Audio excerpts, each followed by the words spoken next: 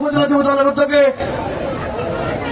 এই আয়োজনে প্রধান অতিথি হিসেবে উপস্থিত আছেন নাটোরের রূপকার জনতার নেতা কেন্দ্রীয় বিএনপির সদস্য অ্যাডভোকেট এমরুল কুদ্দুস সরদার দুলু ভাই, সকল নেতৃবৃন্দ।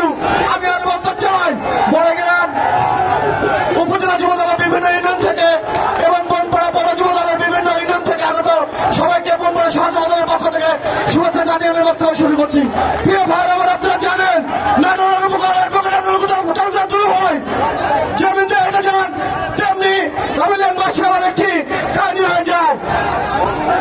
তার ধারাবাহিকতা আগামী বাংলাদেশ তারিখ রহমানের একটি বাস্তবায়নের লক্ষ্যে এই আয়োজন।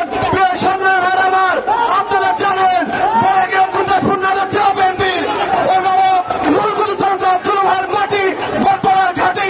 প্রিয় সামনে আমার আপনারা জানেন বিপুল স্লোগান বন্ধ করো, বিপুল স্লোগান বন্ধ করো, বিপুল যাক।